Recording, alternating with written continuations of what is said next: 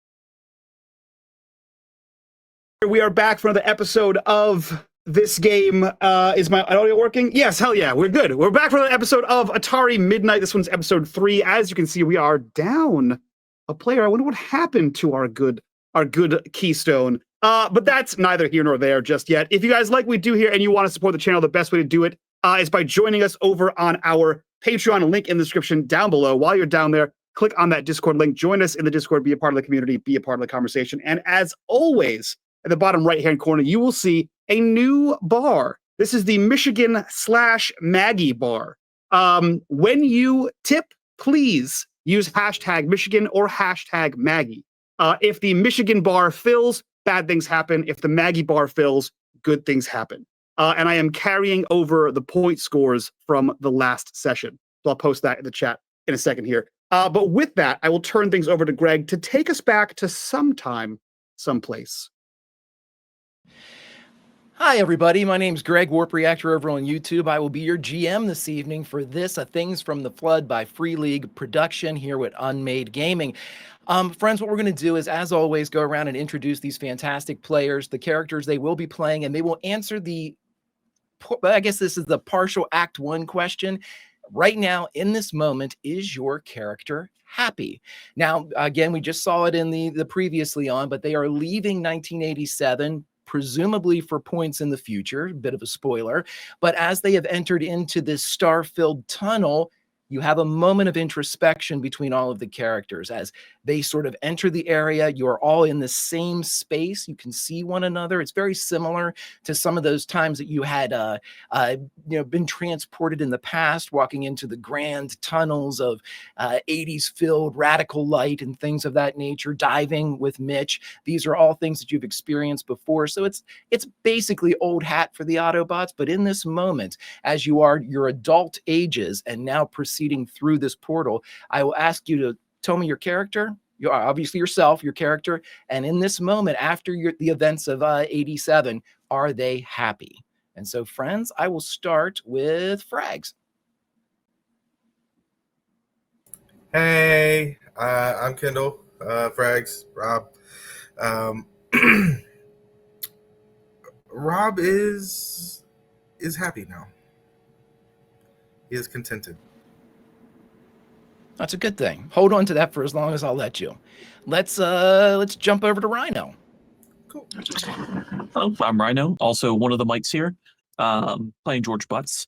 I would say that George Butts is not happy, but he's also not like, upset or anything. I think he's getting weary or getting leery about the situation. Like, is this real?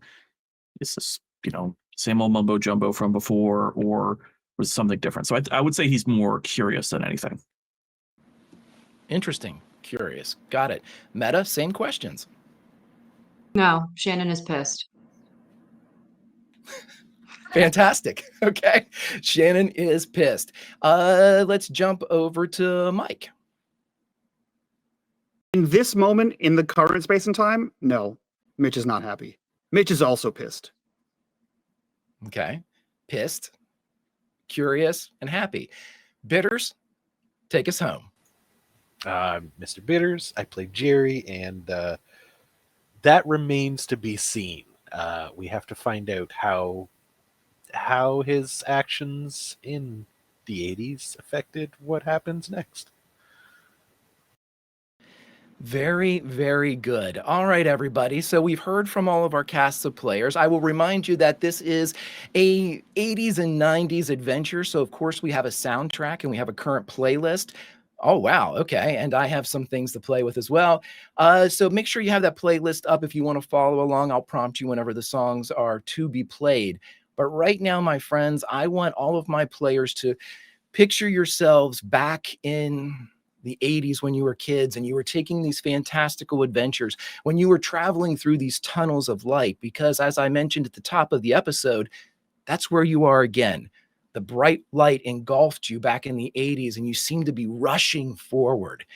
But as you look around, the stars that you see are endless as they surround you. Some of them are streaking and rushing by in a rapid rate, but some of them are stationary, bathing you in their combined warmth. It's a good feeling, maybe a content feeling.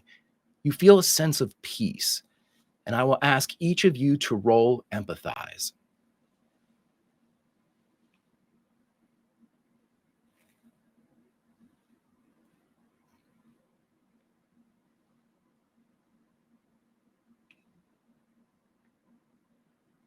Okay, it looks like my successes are Mike and Jerry. Is that correct?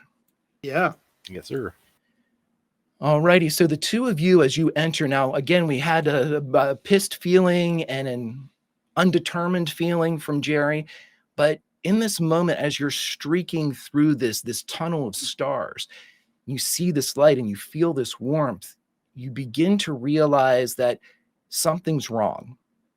But you feel something else, a sense of acceptance, a sense of a job attempted, not a job well done, but a feeling of you gave it your all. And this welcoming embrace, this feeling of disassociation. So I'm going to ask each and every one of you, even those of you that don't feel this empathy that Jerry and Mitch feel, are this sense of calm and peace that drops over you. The brilliant light surrounds you, begins to drag you where you belong. But again, something is wrong. You start to feel yourself slipping away. And outside of Mitch and Jerry, this could be a very disconcerting feeling. The two of them feel a sense of peace in this motion. But as you look around at one another, you begin to grow insubstantial. You begin to see through one another as if you are disappearing. And so I ask you, my friends, as anybody, a person in reality or a character in a TTRPG, I ask the Autobots as a group, what do you see when you die? I'm sorry, did you say dive with a V or die? Die without the V. Okay, cool. This is a moment. You've all lived amazing lives. They all begin to flash before your eyes. And so my simple question is, of these slideshow, of this cinema that is your life, what is the scene that resonates with you the most? Maybe your greatest accomplishment, the thing that you are the most proud of. This is a story individual to the five of you and collectively as the Autobots, but each of you see a different tale. Each of you have a different perspective on the adventures of the past and of the recent past. But this is the end of your life. What do you see, and what is that one thing you hold on to as the darkness takes you? I think for Jerry, it's him standing side by side with Ben, taking down Devastator.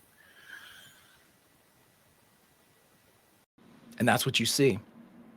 just outside of the loop, the two of you, as young as your adventures could possibly be, standing before the might that is the fabled Constructicon unified devastator and dropping that son of a bitch.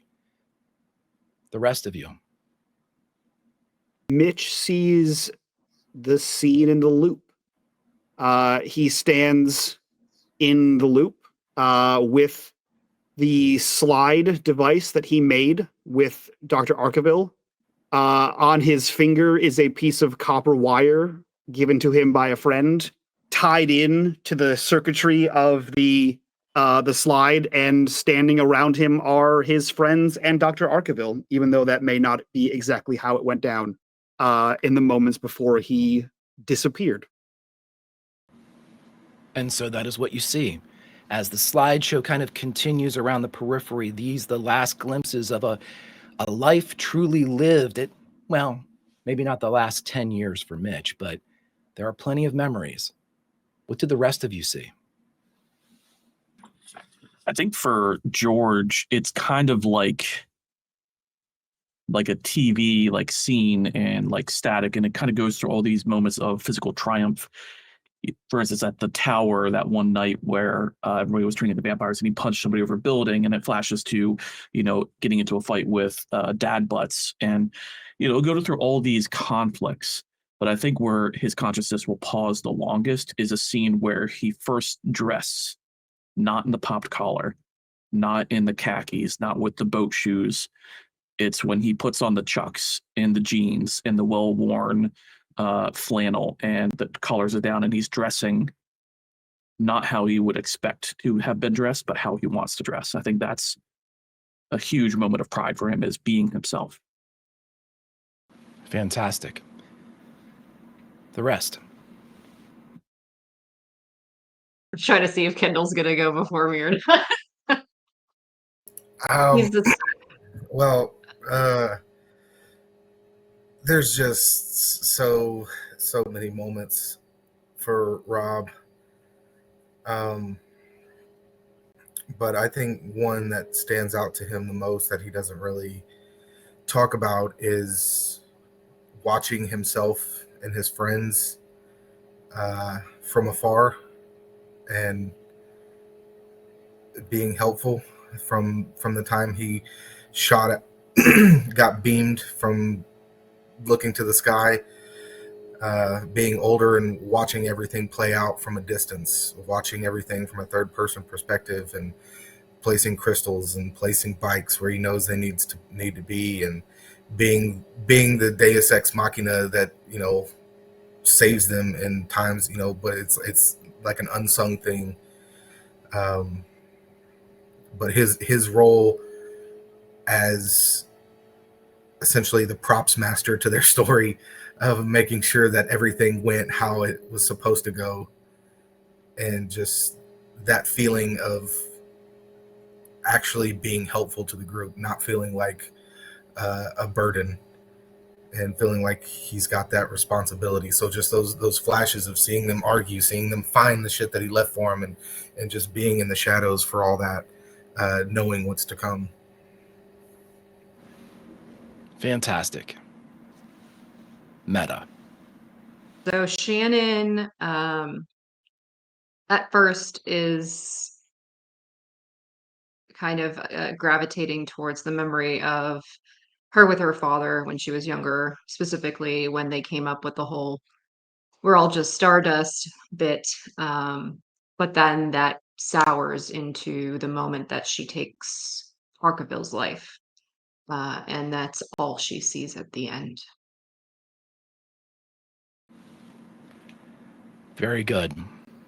So my follow-up question to all of that is, besides Jerry and Mitch, who have this sense of peace, and the rest of you see these visions, these very different visions of the life that you all shared, I will say this: as the last of the light of the stars leaves your eyes, which of the other characters, if any, do you look at when you go?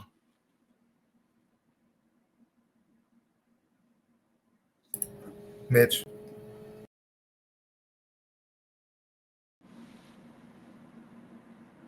Rob, but the moment he catches his eye, he turns away.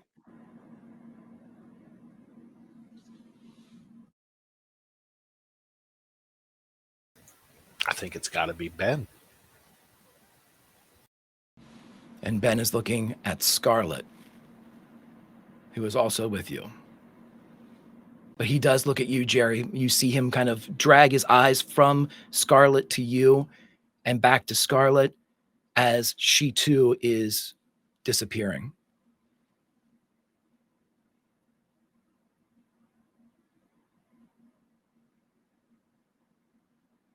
George and Shannon?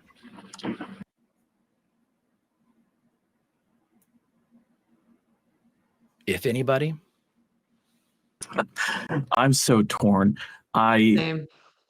also don't know if I just lost it or if Meta is the one who disconnected. Okay. I actually think Butts does not realize what's really happening. It's not sinking in, maybe. I don't know if he does look. And if he does, it's maybe like a panning shot. I don't think he locks in on anybody.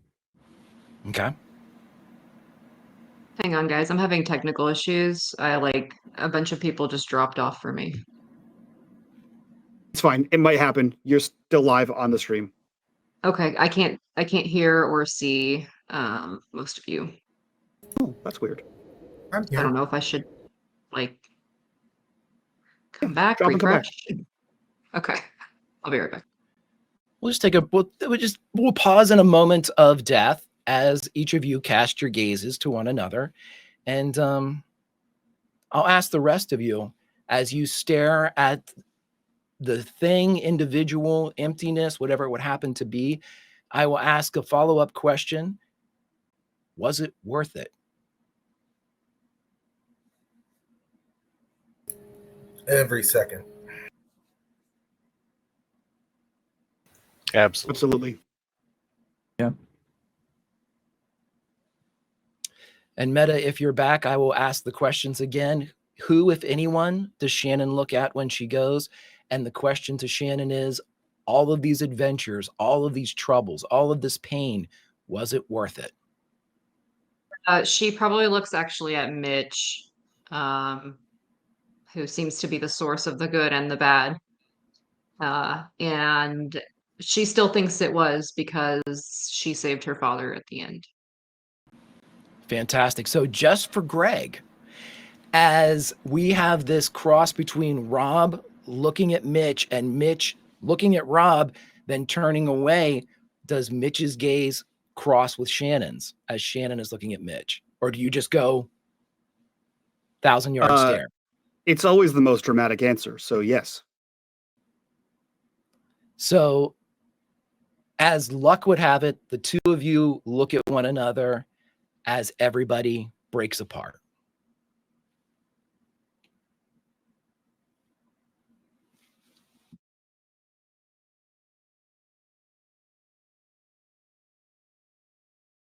Can't tell if Greg left for dramatic reasons or...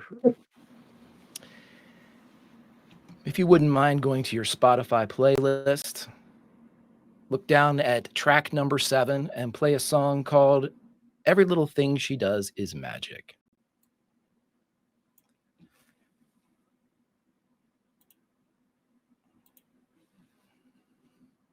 So just at the moment of death, just as the Autobots cease to exist, with the lingering looks, the lingering thoughts, the ideas of a life worth lived, if incomplete, was it worth it? Would you do it again? A unanimous yes from the Autobots. And as you feel yourselves dropping away into oblivion, the oblivion turns to the chill waters of the blind side of a waterfall. And you find yourselves drenched to the very atoms of the eternal magics of the age of always. You begin to fall, but before you, a drop, the water all around you begins to run in lines, and you feel yourselves no longer traveling forward, but you begin to fall. And you can't even drop a foot before you land on the warm blacktop of a split highway. And you hear a deep voice yell out, I got him, Heather! Before you, the stars swirl into a helix, mingling with the rush of the water and the forming of the lines of a woman. First, the celestial equivalent of a stick figure drawing, a constellation among all of these stars. It grows in dimension and detail until the woman seems to be hundreds of feet tall. As if made of the waterfall you pass through, she who sits the Mobius throne, the queen of the age of always, the girl you knew as Heather, brings her power to bear and stops the dread magic of the nothing and reverses it. You feel your bodies returning, a feeling not unlike giving yourselves a hug. It seems instantaneous, but to you it also carries the sense that it takes quite a long time. The stars and rushing currents that make up Heather's form begin to dim. From everywhere, a voice falls around you, the roar of the waterfall. Ricky, I can't hold it. A dark figure stands before you on the road. A man made in silhouette, every feature the same color as the black top beneath your feet. The only distinguishing characteristic, a white cowboy hat perched atop his head. Outlining the new form, you all see the pulsing, broken lines of the highway. I've got you, the figure yells. Beneath you, the road begins to move, carrying you on a winding path through the stars. Moments later, panic enters the voice of the ferryman, he who is the land, the boy you knew as Ricky. Heather, take Scarlet. She can't go this way.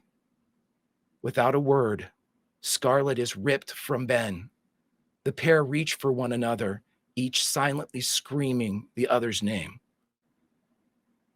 I got her, Ricky, you hear the queen yell. Shock joins the panic in the man's voice. My God, the veil, it's up, Heather, the veil's up again.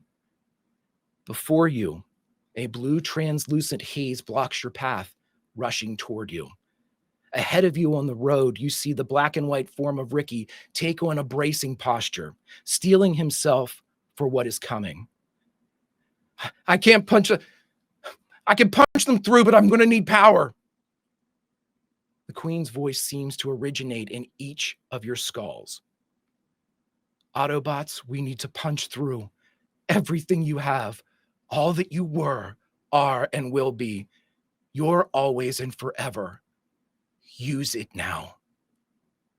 Magic swirl and revolvers fire as Ricky focuses the powers of his friends into a single point designed to turn the road beneath you into a fucking battering ram. Please go to your Spotify playlist, play track number 6, Long December. Friends, as part of your Maggie that you won last week, you were able to bring in the Keystones to act as a bridge. Would you have died going through this way? Possibly.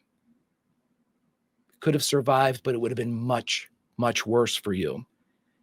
I will also say this. All of these roles that are coming were made by Chris, the player of Ricky, and Melissa, the player of Heather.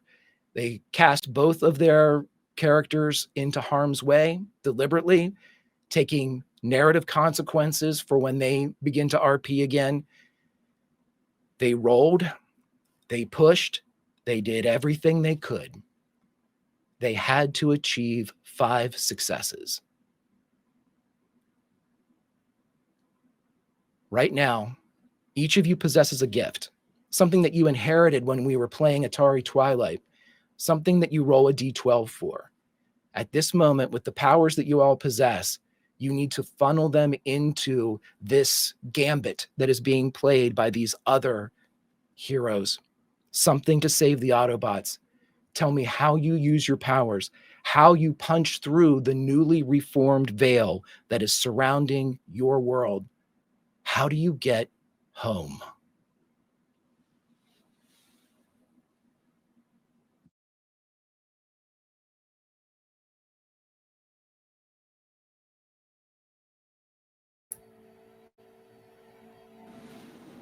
Are we like floating? Technically, if you want to envision this, you are shooting through stars at what looks like a planet Earth. Surrounding that planet Earth is a blue sheen that is being called the Veil, something that you all knew was up during the time of your youth that prevented entities from entering and exiting your world. The Veil was broken when Mitch took the loop and dove it to the spare second. The Veil is back. It is a wall in front of you. And what you are riding is a blacktop highway, Eternity Road in point of fact. And the person that is standing at the head of this road is using it as a battering ram to punch through the shield. Power is needed. The Autobots are the batteries. Tell me how you provide the juice. If Rob is still looking at Mitch, you would see a familiar him throwing his arm in a direction like a punch. And then you'd see up to the elbow as his arm disappears, and somewhere in some reality, he grabs onto something. And you see him snap as if something is pulling him. And I have rolled a 10, Greg. So I try to anchor myself in a reality, and I reach out my other hand. Mitch calls upon his powers. They answer. What do the rest of you do?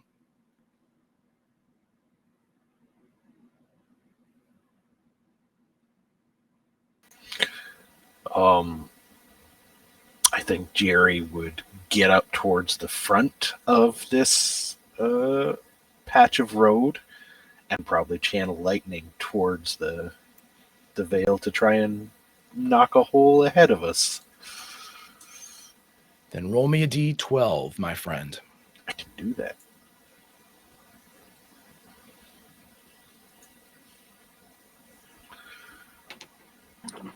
What do the rest of you do? I think Butts just goes to the very front and just stands kind of as a sentinel or a figurehead of a ship. And knowing that physical harm is less dangerous to him, so if there is an impact, he would be there to do what he can to divert it, absorb it. So, fighting against the very inertia of magic and this star field, you all see as George strides forward. There's a glint of the red behind his eyes as the light kind of catches the orbs. He moves forward past Ricky to stand in front of him as a shield to buffer both your driver and the rest of you from the harm of the impact. Roll your d12. 3. Rob and Shannon. So just to make sure I'm correctly understanding, it's in the notes Please, section, right, of our sheet. I'm trying to think how to apply that in this circumstance. If I see the movement maybe pushing people back, like Butts, for example, she can use the agility to literally just like push him forward, not so much with strength, but kind of like rebalancing him so that he can stand at the front, almost like a brace. I love it. Roll me a d12. 10. So we all watch as Shannon moves almost lockstep behind George, but where George was striding like the sentinel against and buffering against these cosmic forces, Shannon is moving in his shadow. And if he staggers or his shoulder goes back, it is immediately fortified by a pressure of Shannon as she moves, sometimes going back to back with him, spinning almost like a dance as Shannon keeps this bulwark, this rock that their enemies break against, upright. Rob, what do you do?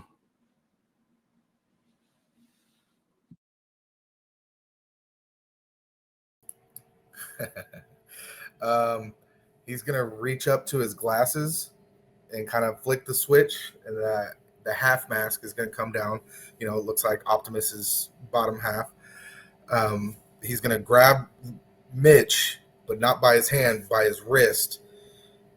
And he's going to go like this. And with the Maggie's magic and the spark, I kind of want a Green Lantern-esque, a big-ass fucking Mack truck that looks like Optimus Prime at the head of this thing. Roll me a d12. Faux show.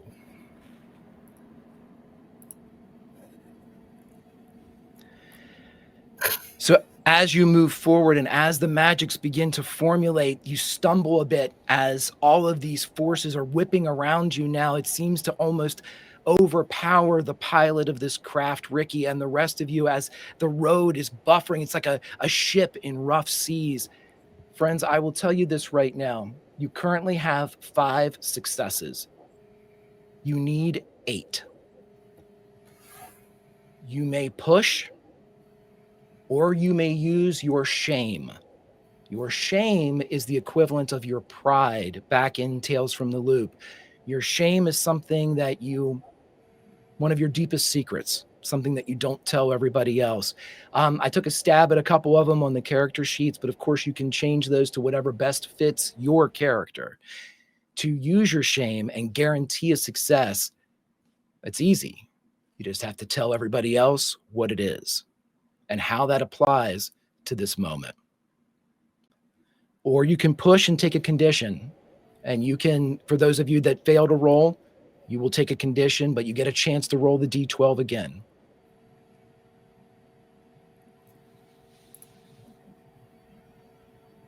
I'm going to do the shame because I feel like in this moment, he is trying to avoid that shame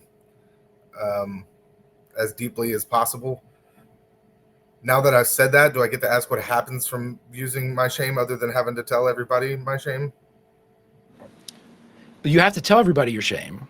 I do have to tell them. I'm going to tell them. Don't worry. It's okay. It's there. Yeah, no, it's an automatic success. So Rob's shame is failing Maggie, Optimus, and Garrett, and essentially having his decisions be what causes the downfall of all of these things and being seen as a failure to these people and places specifically. He refuses to fail this. Then that's exactly, I was just going to say the exact same thing. And your refusal to fail and your refusal to repeat these ideals that you had of these failures of the past, just as you stumble and the magic begins to get away from you, the spark begins to dissipate, you forcibly reform it, and the Mack truck that is Optimus surrounds the entirety of Eternity Road, providing additional protection for George and Shannon in the front and all of you around the sides, as, at least for this moment, Optimus is with you again.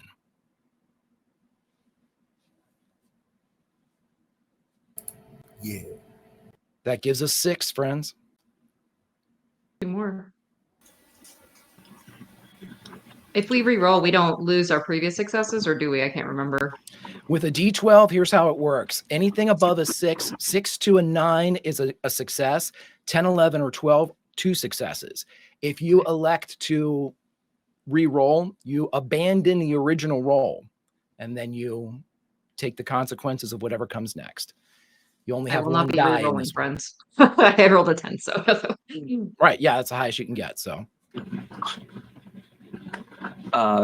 in some ways, George's shame could apply here. I don't feel it doesn't sparkle for me. I think instead, George would try to just power through when I do want to push. Alrighty. 7. And that is a success, bringing it to 7. I will tell you all this, that a minimal success, one that will have major consequences, was a 6. The 8, no consequences, total victory. You are right in the middle at a 7. Is that where you would like to stand, Pat?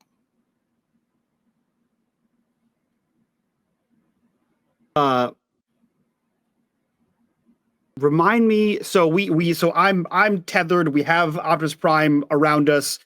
George is buffeting us from whatever is coming before us. Shannon is sort of holding him steady with the quickness.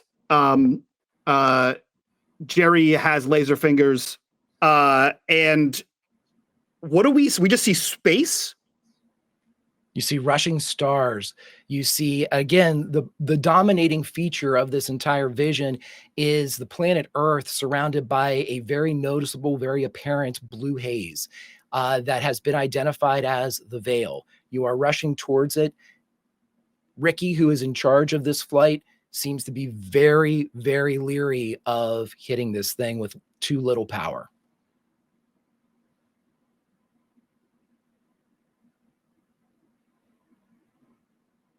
Mitch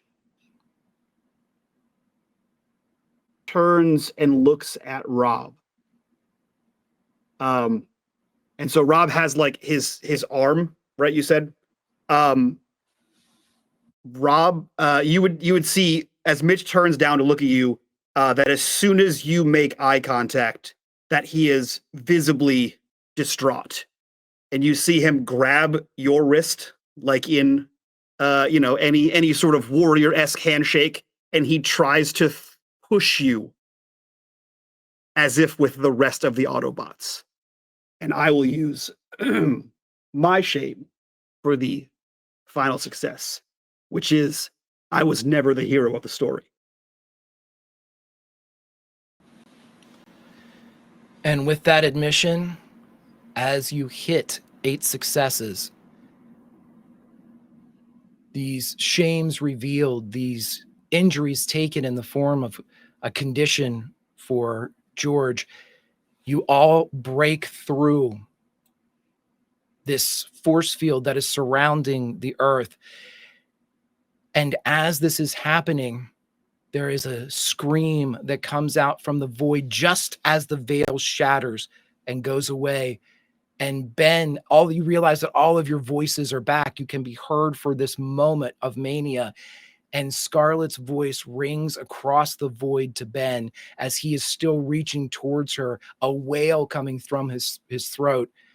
And she says in a determined voice, "Stay strong. I'll find my way back to you." And as you crash through the veil, a lightning strike destroys the library in Garrett.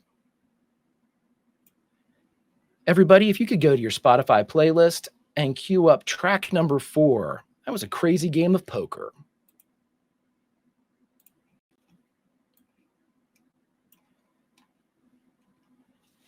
All right, let's have some fun. If your name isn't Shannon, Rob, or George, take 5. Shannon, you crash down, not on some blacktop highway, not in space, not in something metaphysical. You crash down on a well-worn carpet.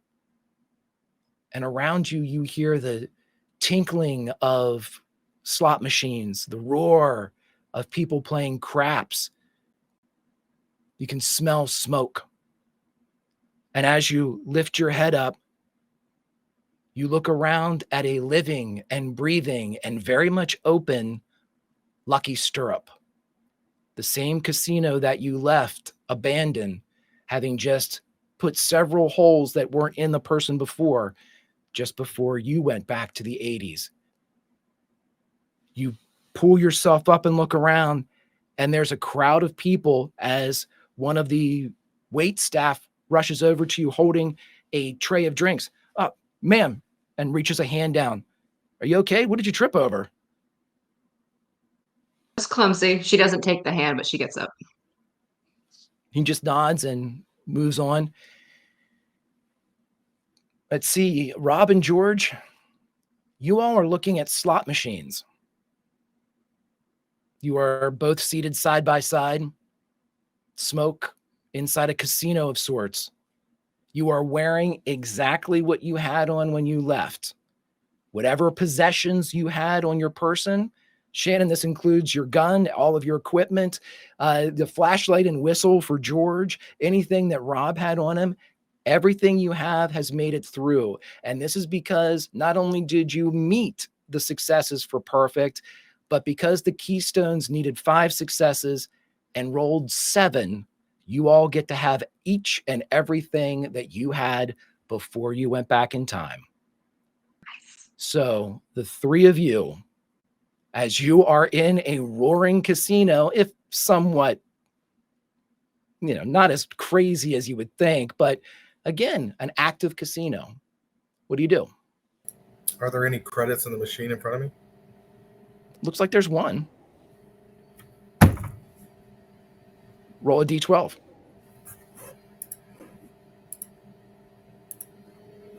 Seven. You get 2 credits back. Ding, ding, ding, ding, ding, ding, ding. Shannon immediately gets up and rushes over. Stop that right now. I double my money. It wasn't your money. We have to. I know one of the rooms. Let's go.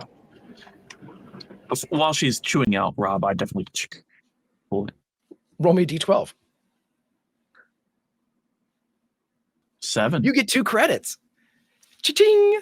Ding, ding, ding, ding, Quadruple ding, money, ding, ding. dude. And again, Shannon or Meta, as soon as Shannon's like, stop doing that, the other one right beside starts ringing, and you see George's hand like letting go of the one-armed bandit as 2 credits. You both been in the casino 12 seconds and doubled your money. Gambling's easy.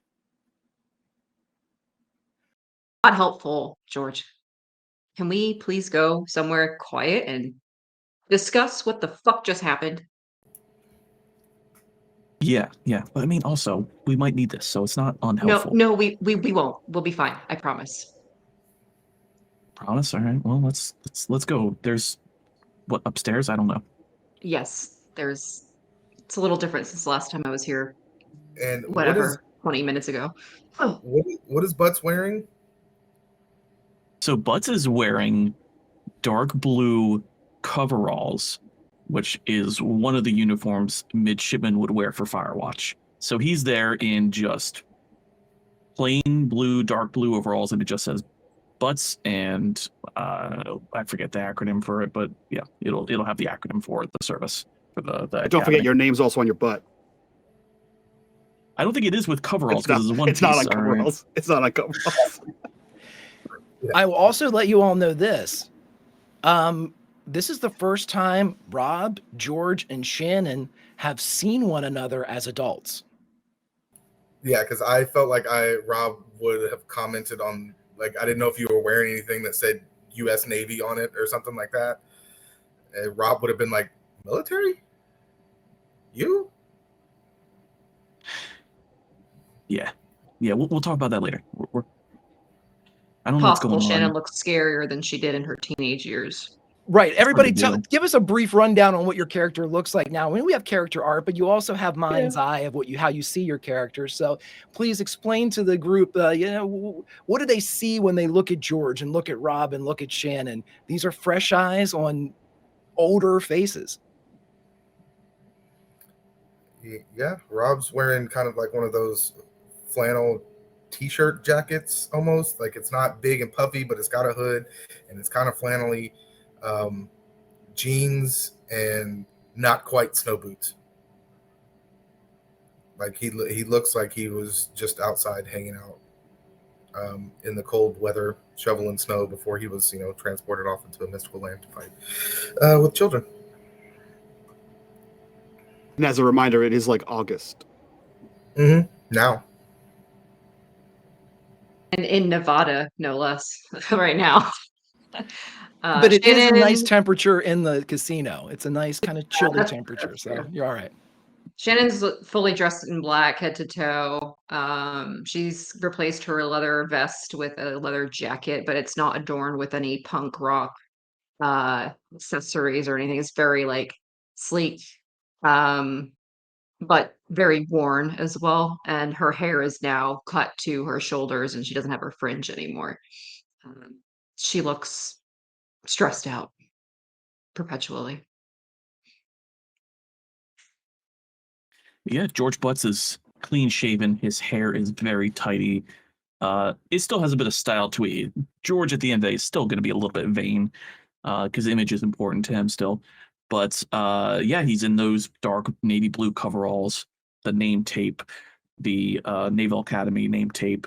I should have looked that up. I don't know if it just says U.S. Navy because you're not technically in the Navy. But either way, he's got that. He has the white, rope with the whistle on it and a flashlight and black boots. And yeah, he's looking fit. And Rob is definitely going to say, not even in a hushed tone, is that a gun? Yes. It's a champ. It is a gun, and it is loaded, so don't piss me off right now. This is a gun zone. Let's just go, because I don't know what about you, but all of that, not something I was hoping to experience in that moment. I'm not gonna lie. Oh, no, yeah. Let's figure this out. And he's gonna get up and try to follow. I have one quick question. I'm pretty sure now. Again, you might contradict me, Butts, but I don't think George would have this. But do either Rob or Shannon, do they carry a bag of any kind, like a satchel or a backpack or anything of that nature? Yeah. Shannon does. Yeah. Roll me and investigate. Okay. She kind of has to. It's almost like Right. a body. What is it called? Like the harness with the bag attached to it. Right. Where is it? Investigate. 2 successes. Woo! All right, 1 success would have eventually given you this information. 2 successes gives it to you immediately. Sweet. And so as you kind of like readjust all of your equipment to get ready to leave this space, you realize that there is something rather large and bulky in your bag, something that its kind of geometry and weight you immediately recognize as not having been there before. And when you peek in, you see what looks like a Frankensteinian rectangle. The light's not great in here. Okay. She promptly goes upstairs where she knows there are rooms, and then looks for like one of those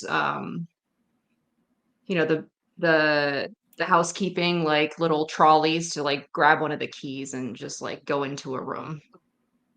Sure. Roll me a sneak here. Okay.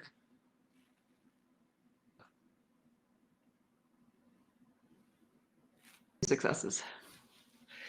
Okay, so Shannon, you're doing all of this, and it's exactly as Meta describes.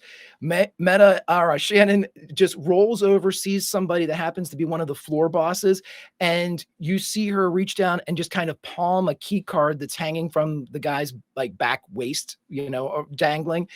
And he doesn't seem any the wiser. And you realize that not only did she steal from this gentleman, but also she did so in such a way that the eye in the sky didn't catch her either. What would George and Rob think as they see a professional at work? Rob is definitely going to lean over to Butts and just say, "This is so on brand." Dude, yeah, we're watching a master practice the craft, dude. Like, if you would have told me this is how she'd turn out, I would have believed you. Yeah. Do we? I guess we follow. We should probably. Yeah, go she's in charge. Let's go. Yeah, come on. she's got the gun. She's got the gun. She's going to use it. Fantastic. And so I will say this: are you looking for a particular room, Shannon, or are you just kind of like the first like hotel room? Because I told you before, the casino does actually have places to rent very close to the casino floor. It's an older hotel or older casino. So you can easily, they've all been retrofitted for key cards and things like that. But if you want to just pick one at random, you absolutely can. She will pick one that is closest to an alternative exit, and then also one that does not have a do not disturb on the door yet. Fantastic. And because you had 2 great successes there, I am going to say that you find one that's 2 doors down from the fire exit, the emergency exit. And as you open it, you can tell that it is not dirty. It is not lived in. It is not occupied, as you all are in an empty room. And Shannon, do you hold the door open for them, or do you just kind of let it swing and hope they get there? I don't wait for them, but I do flip the little knob handle like sign to do not disturb. Fantastic. Okay, so you take the extra step for privacy as the three of you are inside this darkened room, but it is empty. What would you like to do? She looks for the booze if there is one in the mini fridge. Stocked. Perfect. Perfectly stocked. And these are the 90s ones. These are the ones that if you play it just right, you could take off the booze and not get charged for it. But who gives a shit? You didn't pay for this room, so drink up. Yep. What is Shannon's drink of choice? As Rob and George probably don't know this either. Oh, well, she would normally go for whiskey, but I don't think they stock that into mini fridges, so probably Oh, you got vodka. miniatures. You got a Miniatures? couple- Okay, yeah. All the miniature whiskeys then. Yeah. All of Okay, them. so there, Shannon has essentially, between each finger, a miniature of whiskey. As the two of you all kind of gather in this darkened area, does George or Rob partake in any of this as well, or do you just wonder at the entity that is Shannon as she begins to drink whiskey? Are you sure you want to do that with all that gun? What does that even mean? You're fisting whiskey here. Like, yeah, you're gonna drink all that and operate a gun? I can operate a gun better than you can sober any day of the week. Do they Are you have sure any about that? burners? Yeah. Can you What? check Sorry, if Rob? there's any burners? Is there any burners, ginger ale? I don't know. Check the mini fridge. Who knows? Ginger ale is definitely a mixer, so yeah, it'd be in there. Not that particular brand. You'd have Oh, some Let's get it Schweppes. try. Yeah. So crack one open if you'd like. What do you all do now that you've become hydrated a bit, sort of, as Shannon's going the opposite direction, drinking yet dehydrating, but doesn't matter. This is a moment where you're coming off of riding something through space, so a drink is in order. I think Butts would just turn to Shannon, like, so are you on parole? Like, what's the I situation? can see why you would go that direction. Now I'm a bounty hunter. Yeah, if she was on parole, she wouldn't be allowed to have a gun.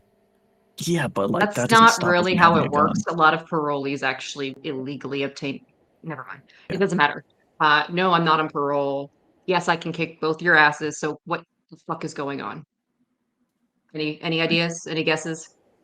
No, I just assume this isn't actually happening, and we're all just gonna wake up. It's all just big dream.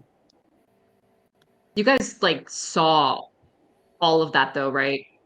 Going back to Garrett, freaking Mitch's and the I don't even know what the fuck it was. Dutch and The- me were there. I mean, I don't understand. Like, I mean, must be that's kind of when this all hallucinating. I don't know. started, though, right? That's when everything changed. So, kind of makes sense why, But yeah, I saw I that. was being attacked by a serial killer when I was taken from that after putting, I don't know, an entire magazine clip into him and then showing up with you guys here again. But then this casino wasn't like this before. There's something wrong with the time. And Mitch was there. I mean, I didn't even know Mitch was around. I thought he just disappeared. Like, what is? No, I Nobody found has him. anything. I I'm sorry, found, what? I found him. You Yeah. found Yeah. him where? I found Mitch. We were it was dark. Pennywise was there. I thought he was bad Mitch. Casey even. This guy called Casey looks just like him, but he's not Mitch. I was chasing him, fighting him, fought him into a portal, jumped in after the portal, wormhole, Mitch. That is exactly how it happened. Rob, I'm actually tracking. I get that. Okay. Yeah. Tried to save him, ended up children. Yeah, I hate that. I hate that whole thing. Yeah. Um, So is there anything branded for the name of the casino, like the napkin or something, or a towel? or the chips or anything. Yeah. You would notice that there are towels that are laid out, and the towels are actually kind of wrapped and tied into horseshoes, and they bear the name the Lucky Stirrup over them. That's the best I got. I will say this. I'd like a D12 from George.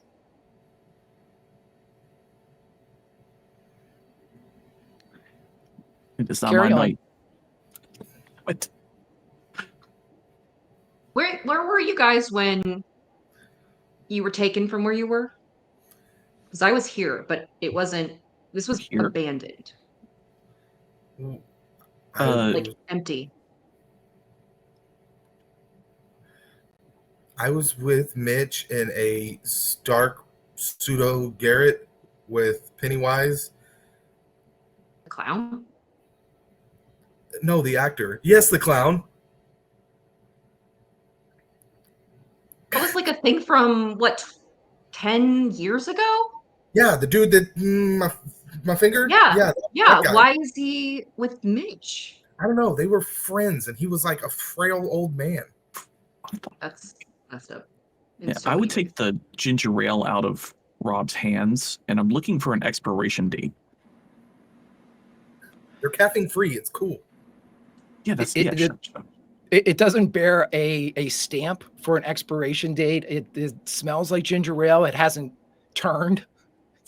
It's good. I'm not trying to explain Rob's behavior. He who knows? He's actually just trying to determine, is it the current year? Is it some other year? Because time is gotcha. screwy right now. Is it like an 80s tab, or is it like the more modern 90s tab? I think like that's the gonna cap. Yeah. be. Yeah. I will give it to you for free. It's a more 90s tab. Okay. So if Shannon notices this behavior, I don't know if she can deduce this, but if she can, she might suggest giving the front desk a call just to ask. Sure thing. Yeah, there is a phone here. It seems available. It's operational. Is there a clock on the nightstand? Sure. Is there one of the ones with the date on it? Same day you left. What the? Oh my God, we're in a different timeline, guys. What the fuck? How do you This know? is the same day, but the casino is very much doing fine. So we have to be in a different timeline. Like with our, copies and all that stuff. I can't even get into it. I'm going to get a headache. Do you think it was the big woman's fault? Nope. Was there like a woman like 100 feet tall? Oh, back in the water thing. But yeah, the waterfall highway. The highway, yeah. That was trippy, by the way. I don't know if you guys I think it was kind the of just leaned person- into it, but Maybe. Well, okay. Did you guys see like the weird eyeball thing with the notes and the? Did you see that? Yeah. Okay. What What does that mean? Were we able to see Heather and Ricky like clearly? Okay. Yeah, you would have recognized them. Yeah. So Rob's gonna be like, no. Those were the kids that I went to Fairy Tale Land to help. I'm sorry, Fairy Tale Hold on. Land? Yeah, let's back this up a second, bud. Yeah, the happily ever after,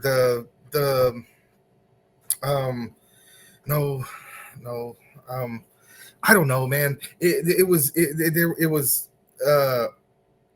far away, something like that. Anyway, she's the queen. Neverland? Yeah, I was joking. I don't remember, man. It's a fictional place. Okay, Neverland is not a real thing. I was there. Okay. Well, Were you dipping into Maggie's stash? He was the queen. That was Heather. Y'all remember Heather? No. The kids from when we were kids, but they're still kids for some reason, and we're adults. They were in the place that time forgot. Okay. They didn't grow. They had adventures. We grew up. She's the queen of the place now, and Ricky's just a badass, man. You saw him. He stood there and helmed our return. I mean, you turned into like a half robot, so Yeah, I did. Jerry with the lightning. I mean, honestly, I think I have a concussion and I'm probably face down next to a dead body right now. That's what's happening. Yeah. Interesting. Rob and Shannon roll investigate.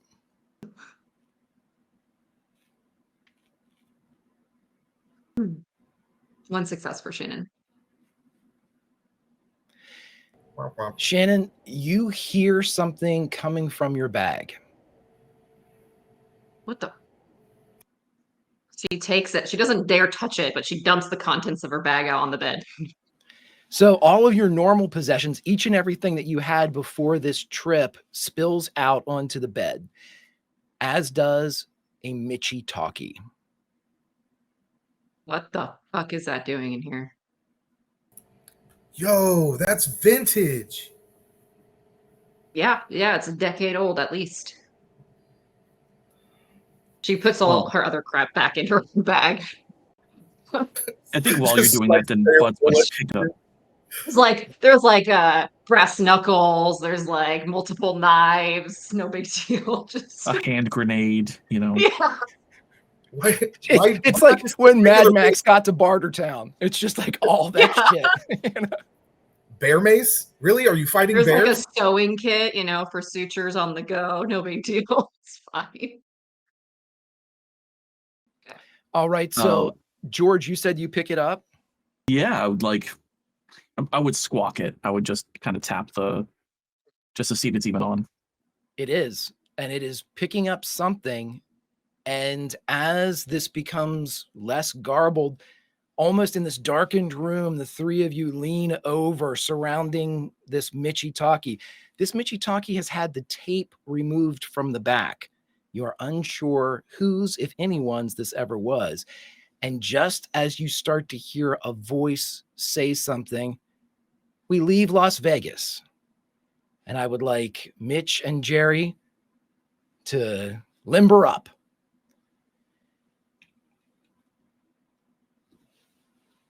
Mitch, Jerry, you are, and Jerry, this might be something that you're more familiar with than Mitch. You are face down in the grass. The grass is a little wet, a little muddy, but it's not raining. You hear movement to your right, Jerry. In a fashion he's pretty used to, he'll probably groggily start to push himself up and look around and figure out where he is. Roll me an investigate.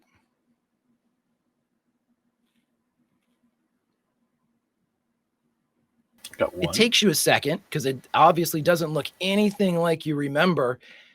But as you look around, you realize that you are in the field where Lollapalooza 98 was held. You are right around the same area as backstage would have been, but there is no one here. Just rolling, empty, darkened fields. And as you look around, you see Ben pulling himself up to his elbows. And what do we see from Mitch? You see Mitch behaving slightly strangely. He is still laying on the ground, and he's sort of making an upside down snow angel in the grass. As you see, his face is still in the grass, and he's sort of just like putting his hands up and like feeling that it is grass. And then you see him push himself off and just say to no one, "This is grass." And he starts to pull himself all the way up.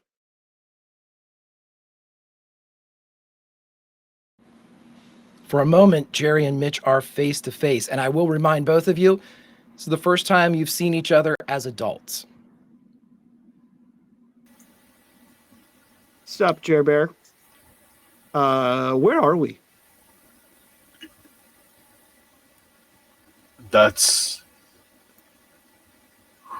Who are we? Jerry, Baker, Ben McKenzie. Same people you've always been. You got old. You got old. You got fat. Shut up. I was always fat. All of you got fat, by the way. Every one of you. Where the hell fat. have you been? What do you mean? It's been forever. It's been like 9 years, 8 months. Regardless, I was in the spare second. Jerry, I need you to roll a move if you try to stop Ben.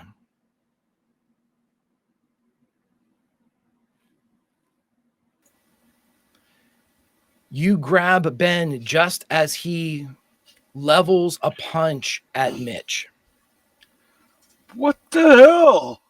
And you see him swing, and the punch, you can feel the breeze, Mitch, as it passes just in front of your nose as Jerry is able to pull him out of proximity. What are we doing?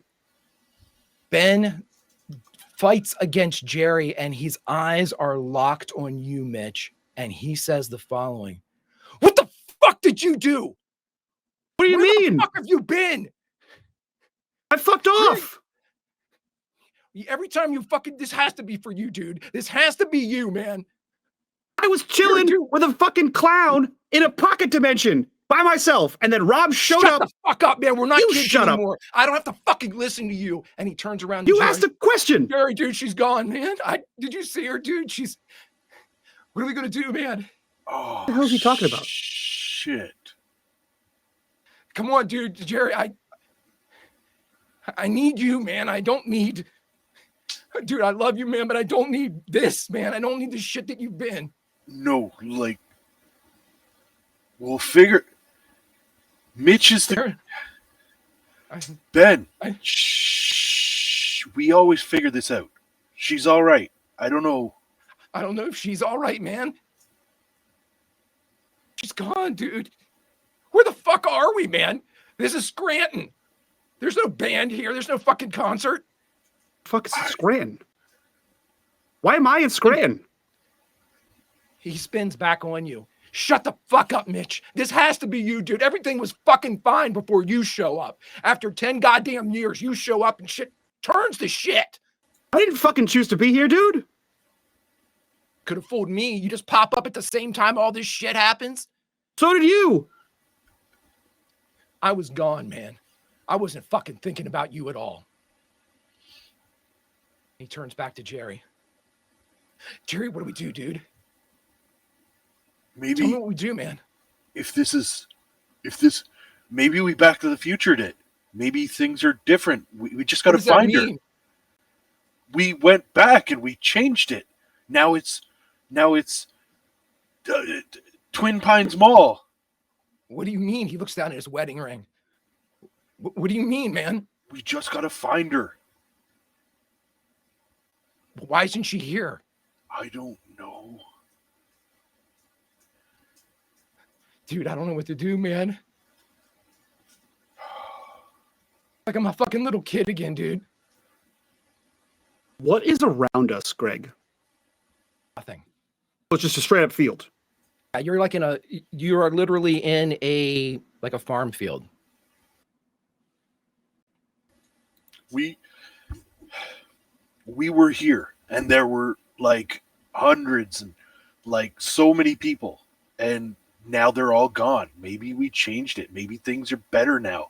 If we can find her, maybe she's just somewhere else. Where's Rob and where's George?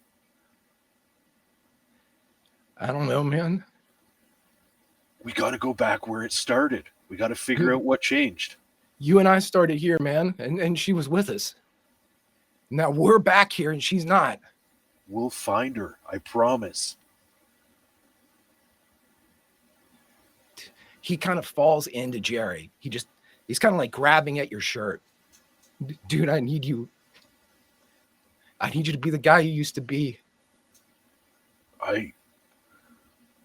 I want to be. He balls up the cloth in the t-shirt. No, man. I love you, brother, but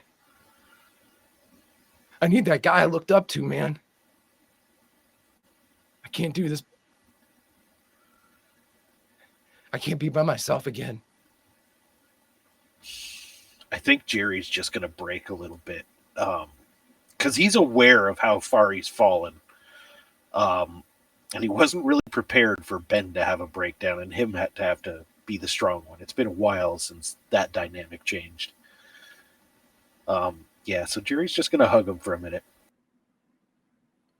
Ben just breaks completely down. In fact, there's a moment when you're holding literally all of his weight. He just, his knees give out and he is just holding on to you literally, figuratively, as the lifeline, the only thing he's got left. And he's holding on to you for dear life. Mitch, we got to find Scarlet. You look Priority up one. from Ben, and Mitch has fully walked off. Like, you see Mitch is probably like 20 paces away. You see his back. And you would see that every once in a while he keeps like pulling his hands down and like clenching his fists. And Greg, I'm actively trying to dive back to Garrett.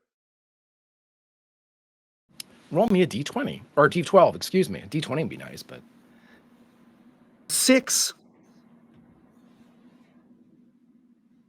You can't feel Garrett. I think you just see him continue to keep walking and continue the same motion as if he's trying to like do something. Let me ask a question. I know that Ben doesn't have anything like this, but again, I don't know, especially with Mitch. I'm not sure how Mitch was, what do you had on? Either of you have like a bag, backpack, satchel, something of that nature? Jerry probably doesn't know. He would have let everyone else like bring his gear in and whatnot, just shown up and done his thing. Yeah, I think he does have like he does have like what is probably like a business attaché case of the 80s, right? Like that leather that he's using as like a sort of like pseudo messenger bag. And Greg, purely based on the final scene of Age of Always, I'll let you decide if Mitch has a rifle that he shot at Pennywise in that final scene. I tell you what, just roll me a D12. Any success will get you that. Oh, thank God. I was going to say just a bit outside, but yeah, unfortunately, no. But everything else that you would normally carry on your person because of the successes and the things the Keystones did, you all have everything. So if you have an iconic item that you would carry on your person, you have it.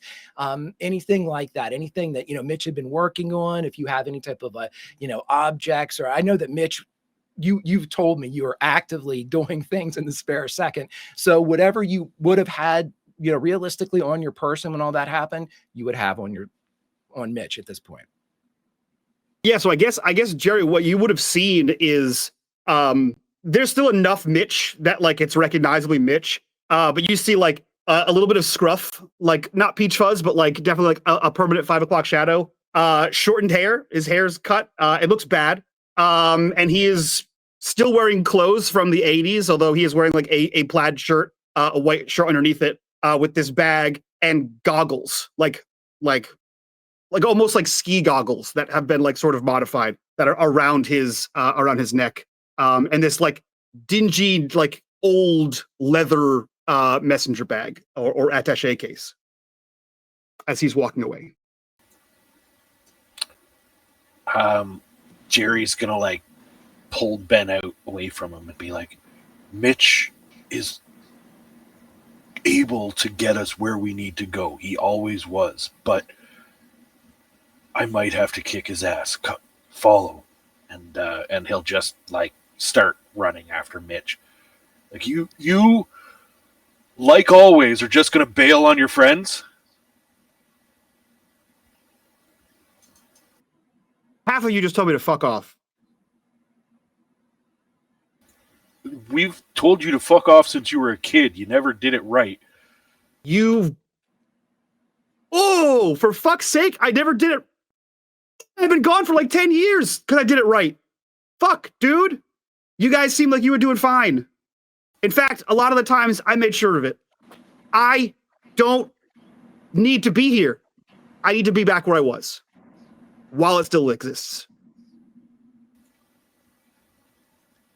Ben's head would perk up when you said you hinted at the idea that you knew about how they were doing and that you made sure that they were doing okay. But Ben is he's too distraught at this moment to effectively say anything more than fuck you, and he doesn't even articulate that.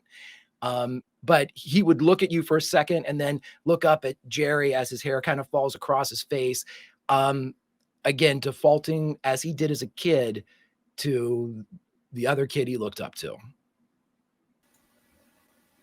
What are you talking about? What's okay? What's been okay since you left? Everyone, you're all fucking fine. You're a rock star. You're a rock star. Sack up. Clearly, you don't know as much as you think you know. No, Never a pretty did. good deal. He rummages in his bag and he pulls out a small handheld version of the slide. Know a lot. About a lot. As much as I can. Your hand brushes against something that you do not recognize in your bag. I think he's too pissed off in this moment. Going and investigate Jerry. Ooh. I got one. When Mitch reaches into his bag and pulls out the item that he's identifying as a miniature slide, you see that it's almost like his sleeve catches on something as he pulls it out of the bag. And for a moment, you see a Mitchy Talkie, almost like a Jack in the Box, pop up and go back into the bag. Now, this is Mitch, so a Mitchy Talkie isn't an outlandish possession, but you see one that looks very similar to the ones that you had as kids. Jerry's going to make a bold move. If Mitch won't help, Jerry's going to stride up to Mitch and try to snatch the bag off his shoulder. Force Jerry, move Mitch. Unless Mitch wants to do something. Holy shit! He means it. No, I think Mitch is going to try to fight him.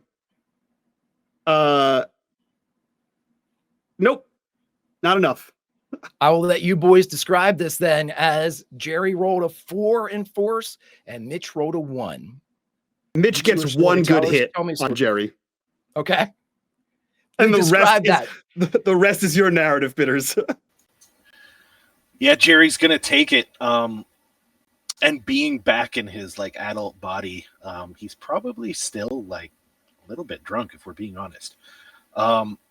More than a little bit. It doesn't even faze him. Like, he just snaps his head back, grabs the bag, and punches Mitch out of the bag. Just like standing there holding the bag as Mitch falls backwards.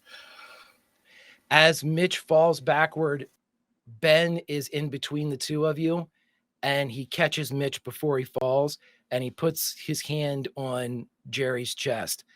He doesn't look at Mitch, but he keeps him from falling. In like the most rude way, he fully pushes Ben off and like stumbles to his feet. Ben doesn't look at him, but he releases him. Jerry's going to reach into the bag, pull out the Mitchy Talkie, and just literally cast the bag aside, let its contents spill wherever.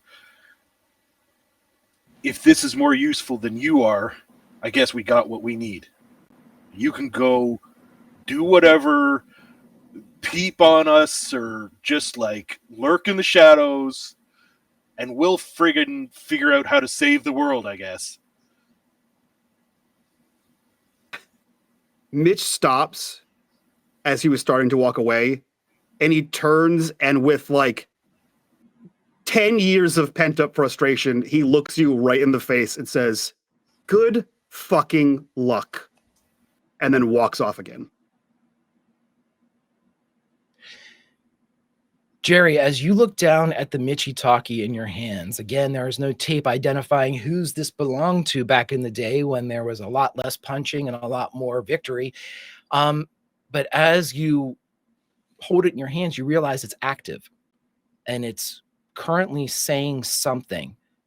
And Ben kind of cocks his head. What is that? Crank the volume knob up. I would like an investigate from Jerry and an investigate for a completely different reason from Shannon. Let me see. I want an investigate from George, Shannon, Mitch, and Jerry.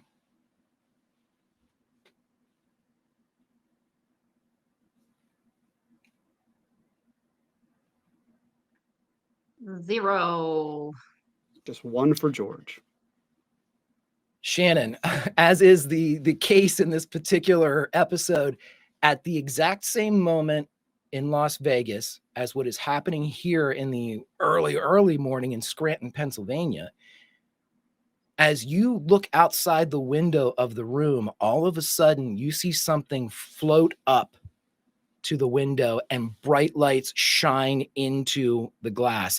Just as Jerry and Ben are sitting there kind of over the Michitaki, and Mitch, about 15, 20 paces away, is illuminated in a spotlight from something that is hovering in the middle of the field. I need a move roll from Mitch, and I need a move roll from George and Rob. Shannon, you see it. You don't need a move roll. You get out of the way. I think that Everybody, was for go right ahead. George is the one who got the Yeah, I got the investigation. Oh, I'm sorry. So Right. Shannon, Yeah. retcon all that. George, you're the one that looks up and sees as this light shines into the room. So I'll need move rolls from Shannon, Rob, and Mitch. Got it. I got 2. I got 3. All righty, friends. I If got you'll whenever this will come on. do me a favor, My friends. Roll20's not working. Oh, That's there 2 goes. One successes success. for okay. The first one. Gotcha. Okay, everybody, if you do me a favor, go to your Spotify playlist, go to track number 5. It is Bring the Noise by Anthrax and Public Enemy.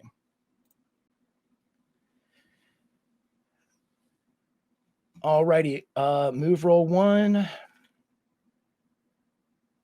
Mitch, tell us how the machine gun fire that riddles the space on the ground where you were standing misses you.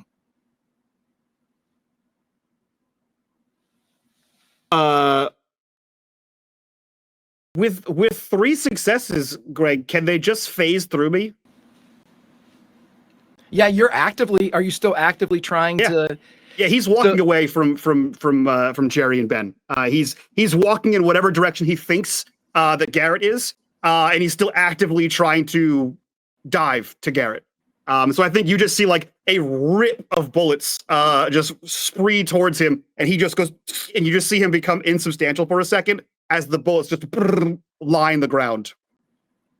And Jerry, that's what you and Ben see as the ground erupts, almost like a World War II flick, as it's like a strafing fire behind him and through Mitch. And for a second, it looks like he was pegged. He was absolutely destroyed. And poor choice of words, as he was shot and it went through him, it riddles the ground behind him and he seems to be okay.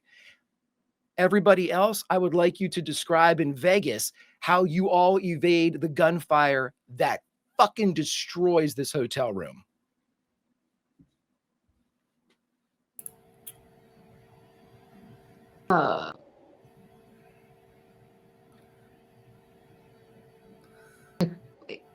Hit the deck, I guess. Like I don't know.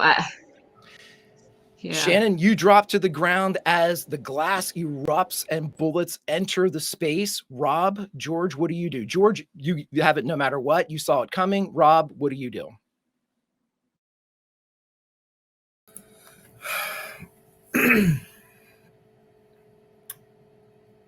Rob is going to dive into the bathroom.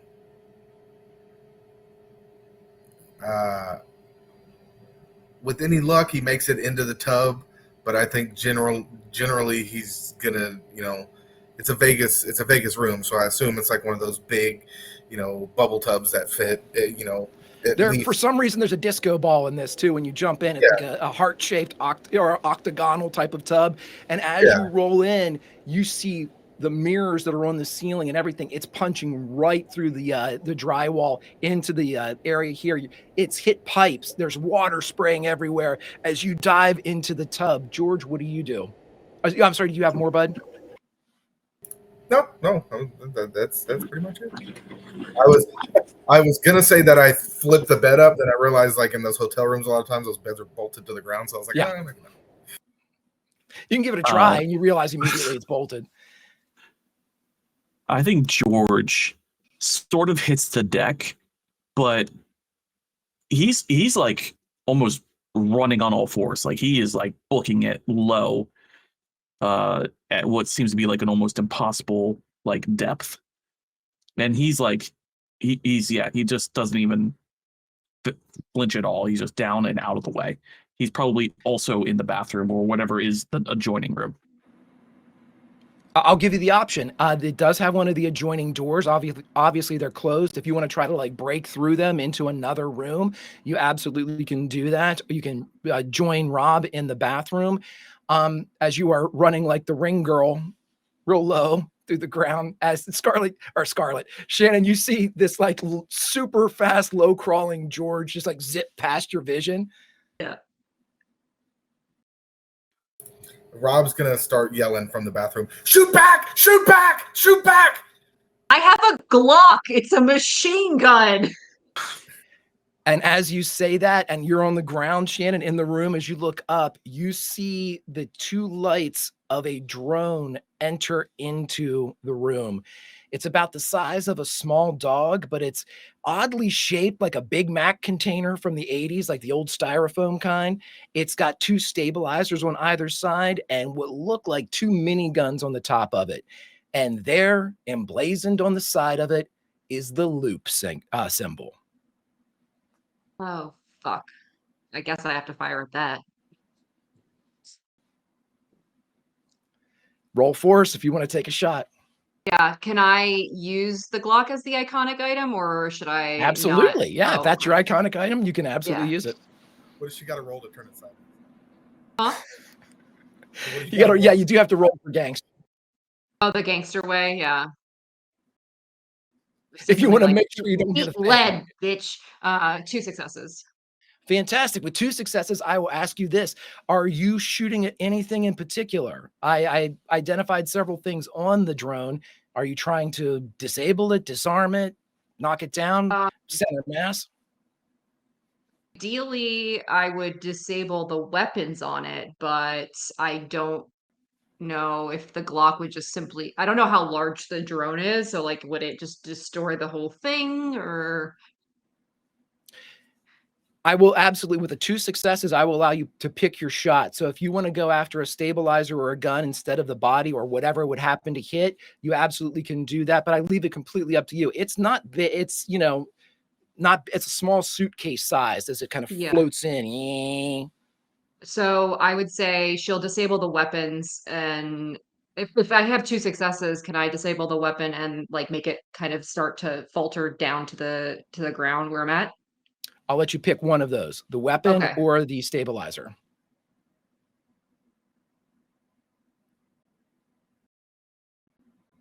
Weapon. Okay. So as Shannon shoots, not gangster because she actually wants to hit, shoots from her back, and with pinpoint accuracy, one of the chain like miniguns on the top begins to rev up again, just as several shots pierce its hydraulics, and it goes to a stop. But the other one is spinning up. It gets ready to fire again. I am going to need a move from anybody that wants to move. I definitely need a move from Shannon. Yep. Tell me what those successes are as we go back to the field. Okay, success for Shannon. I'll stay here real quick. Rob, George, are you guys staying in the bathroom? No, I failed, but I was going to go out there and try to help. But yeah, I no success on that. Okay. I initially rolled that first move to see if I could get out of the way in case I was in the line of fire of her shooting the drone. So she didn't shoot me on accident, but she rolled very well and hit her targets. But I do want to roll a move to jump at this thing. Go right ahead. Dose.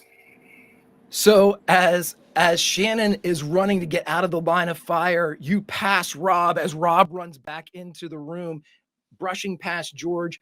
You're charging. Everybody's moving.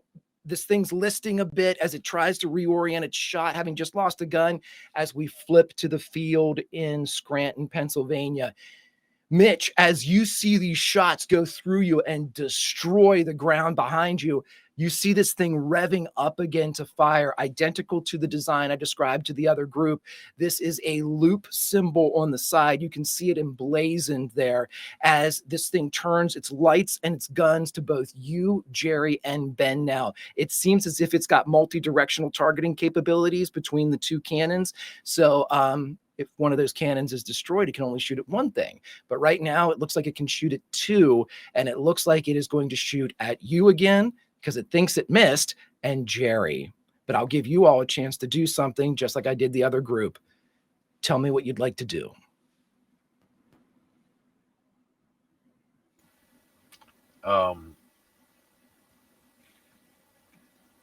Jerry's gonna like have this moment of realization and go, "Oh, we back to the future it." And then try to call lightning fingers to shoot this drone out of the sky. You said you were drunk, right? Under the influence Pretty of some. drunk. Okay. Roll me a d12.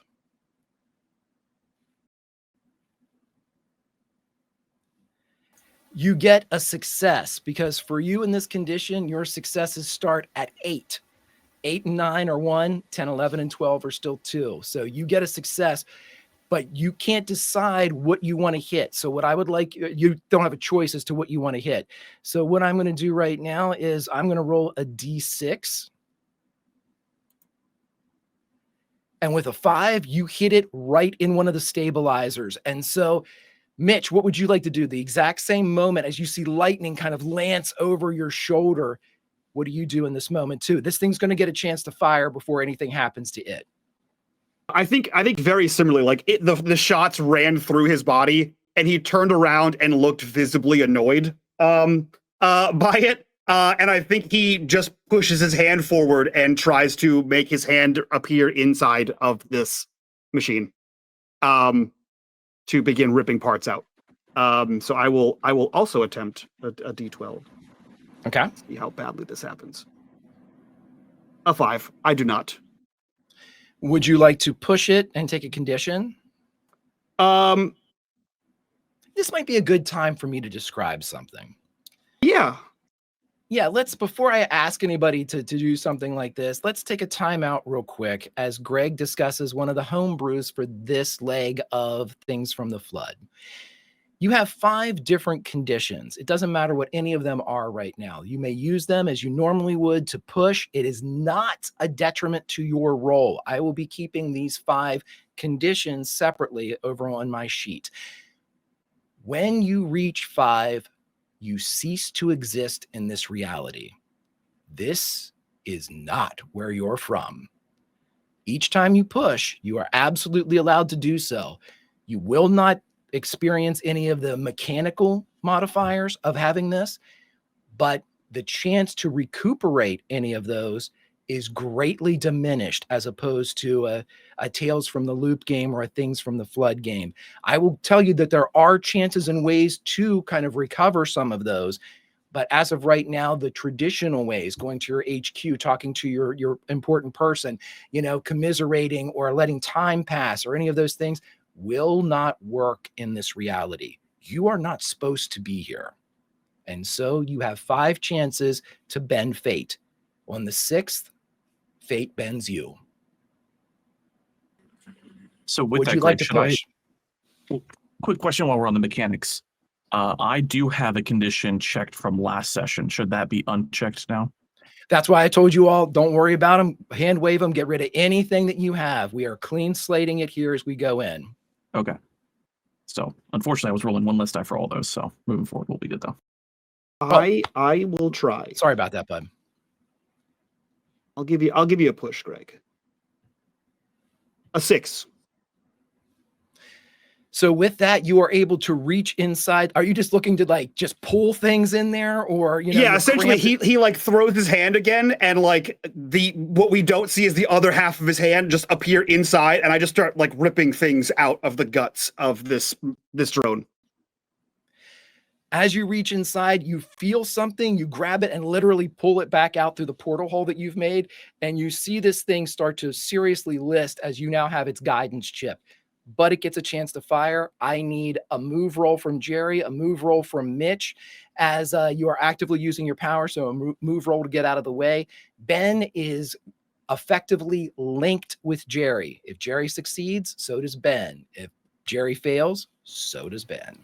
So what I'm hearing 2 successes. is Ben's taking the hits. Human shield, right. So both of you get out of the way just as this thing lists and spins, and basically it's just firing into the night. It's lost its targeting guidance. It was hit in one of the stabilizers. It can't keep itself upright, and it starts to literally cartwheel, throwing lead as it does so. It is out of harm's way for you all, but the three of you are watching as it bounces in the field, and sparks and shit begin to fly as it lands like a turtle on the top of its shell, firing for about 30 seconds before you hear the spinning empty cylinders of its Gatling gun. Back to Vegas, as we have a charging Robimus Prime, and we have George waiting. We have Shannon moving out of the way of the shot that's coming. All of you are safe for the moment as Rob tells us what he wants to do. Rob rushes out of the bathroom. You probably could swear you can hear as he tries to run and jump and grab this thing and pull it to the ground. Because I'm under the assumption that I am kind of behind it. If I'm charging straight at the You're not. It's not like you're running. It's the last scene of Glory or anything like that, where you're just running down. No, this thing has been hit. It's been moving. Shannon has knocked. It's definitely suffering from the effects of the gunfire. It's trying to acquire targets, and all of a sudden, you appear from an area that it's not. It only has one gun now. By the time it's turning towards you, you are on it. Roll me a d12. I'm assuming you're using your spark ability here to grab this thing. Yeah. Oh, d12. That's not on that one. 9. I will let you. Here's what you can do. You can send it back out the window, or if you're feeling zesty, you can follow it out the window, and I will give you an additional success. But you will have to have a move roll to avoid a condition. Like follow it out the window, like, oh, I'm hanging on to a robot out the window. Like no, that? More like you're coming with me, like you're in control. Oh, how many you run and just grab it and go out the window. How many floors up are we? Just 2? Just 2. Yep. Yeah, that's survivable. Yeah, I'm gonna do that. George and Shannon, you see as Rob, the kid that wore the Optimus, still wears a bit of the Optimus Prime mask, runs around the corner, and the thing that this mechanical flying death machine is tackled out the window with Rob. Rob, roll a move roll for me. Okay. 2 success. With 2 successes, I'm going to leave this up to you. We'll talk about this in a second, Rob. Shannon and George, you hear a crash. You also hear people on the inside of the casino as bedlam there's been gunfire in the casino. There's crashing and shit. You hear everybody outside. There's a fire alarm's been pulled. The sprinklers go off in this room as you see Rob jump out, and a second later, a crash. George, Shannon, what do you do? Shannon's gonna start running towards the window, but she grabs the bedspread that's on top of the bed and kind of like tries to make a makeshift knot. It probably won't help all the way, but enough to get her closer to the ground without fully just jumping out the window. She doesn't think that making it through the hotel and casino is going to be safe. Like there's just going to be people in the way. So That is so baller. I still have to make you roll. Okay. Roll a. I'll give you a choice here because this is a cool kind of escape type of thing. I'll let you roll sneak or I'll let you roll move, whichever one you want. Let's see. Um, Sneak is technically only one higher. I'll just go for the higher chance.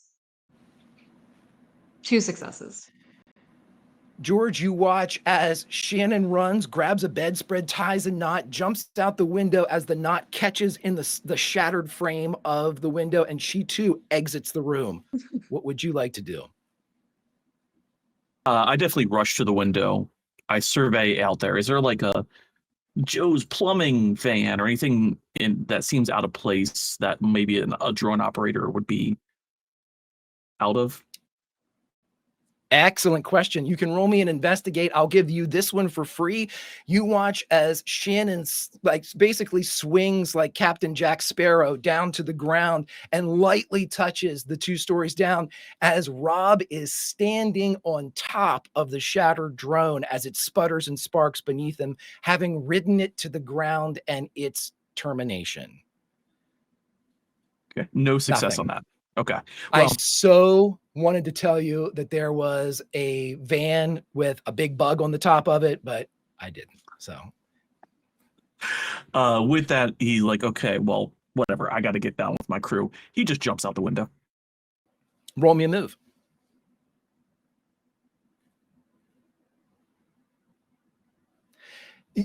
Because I'm not going to get took your time, so you're not going to take a condition for this, but it is not graceful. As you see the 2 of them land with this almost expert, Cirque du Soleil precision, and all of a sudden there is a clatter of like meat covered metal as George lands beside the 2 of you. You both look down. These are both groups now. I'm assuming in Scranton. What do you all do as this thing comes to rest? It's smoking and sparking in the field. As in Vegas, the 3 heroes there are looking over their fallen drone as Rob steps off of it. What do Jerry and Mitch do in the field? It's been 10 years since Mitch had anyone to process emotions on or with. And I think after everything, like his hand reappears and you just see a bunch of like machine parts, and he looks at Jerry and starts to storm at him. And he says, "What the fuck did you change? You said Back to the Future. What did you do?"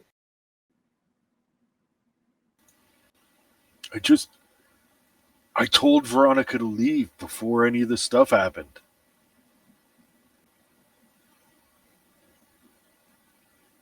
You're a fucking idiot. We need you, Mitch. Rob took off. Rob changed something too. You changed something, and a third version of me appeared that I don't know and hit Chris, and Chris dove. Chris walked out of the woods that night. Then he got locked up in the asylum. Chris didn't dive that night. 3 things got changed, at least. Your big dumb ass did one of them. Rob did one of them. And apparently a new version of me did another one.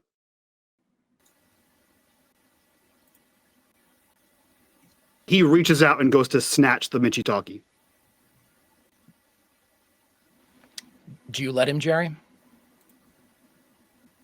Yeah. He depresses the mic and just says, "Wheeljack to Autobots, get the fuck back to Garrett," and sort of throws it back to Jerry. In Las Vegas, you 3 hear Mitch's voice telling you to get back to Garrett. And as the depression of the Michitaki ceases, as you're standing over the shattered remains of a loop-constructed drone, you hear from the Michitakis a portion of a message that is being played in a voice that is not familiar. It is the latitude and longitude of Garrett, Maryland. And friends, that's where we end this session of Atari Midnight. Join us next time as we end Act 1 with Episode 4, Interstate Love Song.